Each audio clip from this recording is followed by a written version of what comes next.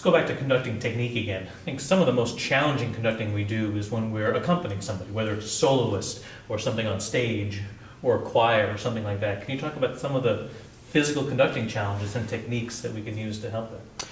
Yes, of course, the baton technique is going to be pretty much what it always is for the orchestra, but your mental attitude has to be a little bit different. You have to, because there's going to be a time lag. There's a time lag between the soloist, the conductor, the player's response.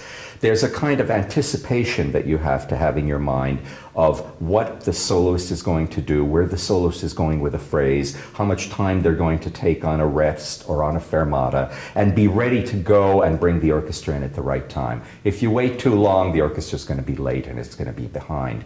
It's a kind of intuitive understanding of the interpretation of your particular soloist. I've worked with some soloists that are so easy to accompany that you know exactly where they're going with the phrase and what's going to happen next. It's like you're on the same, level with that. And I've worked with other soloists that are so unpredictable that all of a sudden they're taking time on a note that they never did in a rehearsal. And then they speed up here and they slow down there, and I think, okay, I'm just going to try to go with it, but it doesn't have an organic sensibility to it, and those are the hard ones, the frustrating ones to deal with. It doesn't necessarily have to be a singer or a pianist or a violinist, it could be anything really.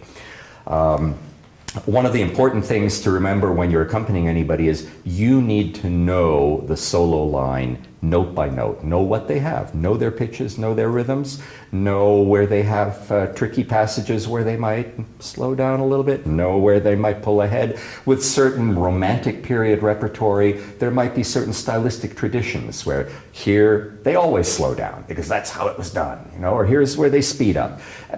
Be aware of those. Your soloist may not do those, but you'll find that out when you start to work with them. Generally, you'll have a meeting with your soloist in advance of the first orchestra session. Meet with them with the piano, either if you have the skills yourself to accompany them or bring in a pianist to play and conduct through their piece with them. And then just mark, okay, this is how we're getting out of this fermata. They don't want to take a breath here, and here's where they speed up, etc. You mark those in your score, and you have at least the basic parameters of their interpretation. And then we go from there. But there are always things that are going to happen, and you have to be ready. One of the great techniques to use in terms of not baton technique, but visual technique is make sure you position yourself in a way that you can always see your soloist do important things. If you're accompanying a string player, you want to be able to see their bow arm over your shoulder. Don't have them sit so far downstage that you can only see the back of their chair. Or if it's a cellist, if they're standing, a violinist, you want to see their bow arm, because as soon as you can see their bow changes, you can anticipate their phrases and their changes of pitch. With a pianist, you want to be in a position where the keyboard is placed so that you can see their left hand. That generally provides the pulse and a lot of repertoire, and you see when their bottom note hits, you're going to be down there. With singers, you want to see them breathe. You know when they're going to be at the end of a phrase. So if you have that visual component, 50% of the battle is won in terms of accompanying and staying with them.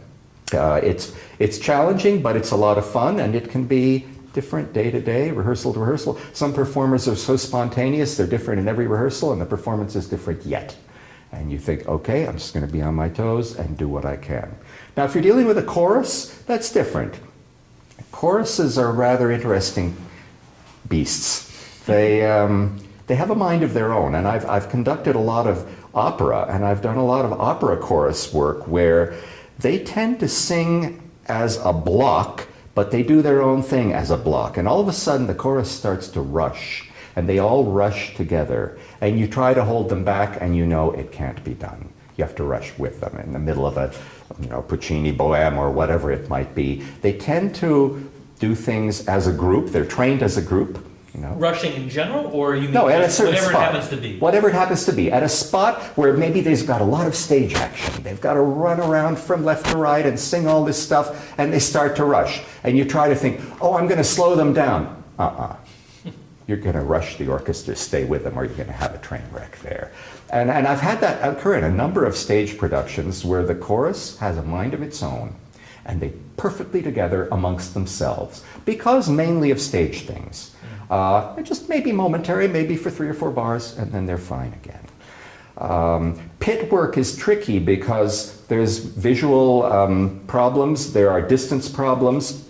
I've been in pits where the orchestra is so low on hydraulic lifts underneath the stage, and the stage is raked upwards, that I've had to conduct two-handed mirror image, one down low for the orchestra and one up above for the singers and the chorus, just to stay together. One beat in the middle, nobody would be able to see. Choral works in concert are much easier because you don't have the stage action to worry about. Let's say you're in a church setting with a church choir and a little ensemble. Pretty straightforward, and there you can pretty much control them. You have to always insist that the choristers don't sing into their books, that they look up and they project their voices out, and that they watch, and that you've had enough time to rehearse with them in advance before putting them with the ensemble as well. So that's a kind of a different, those are all different challenges. Choir in concert, chorus in opera, and individual soloists in concerti. In terms of meeting with the soloist, it can be an incredibly useful activity, even if you don't have a pianist to play through the accompanimental part. Just even have the soloist play through something. Alone, yes. And you can help us work out some, I'll just give one upbeat. Oh, no, Yeah. I'll follow you on the eighth notes. Yeah, or I need to subdivide here or whatever. Yeah, Absolutely. And I've had that occasionally where I've just asked somebody to play on their own, and I sit there with the score and make a couple of notes, and then I'll reconfirm. I'll say, do you really mean to take time here? And then they'll say, well, I didn't really mean to. And I said, okay, but be ready for it. Yeah, So. especially for, well, first of all, it's going to solve and save time in rehearsal. We don't want to be figuring this out, kind of doing the dirty work in front of them. No, exactly. It wastes your time, and it makes you and the soloist look a little bit clueless, which is not a good image to project in terms of your leadership and your authority on the podium. And I think the other thing you can often solve is sometimes getting out of these cadenzas can be a little tricky. Very tricky. They're just especially in cadence, these flourishes, and we need to kind of figure, they're putting emphasis on this, and that kind of feels like an upbeat. Or they may actually time a run just so you can count it out in 4 beats and bring it down. Sometimes a little consultation on that will solve it. There's some Beethoven moments where are very, very tricky coming out of cadenzas for the orchestra, and you just have to nail it, or it's... So a little bit of practice and score study will help solve some time in rehearsal. Exactly.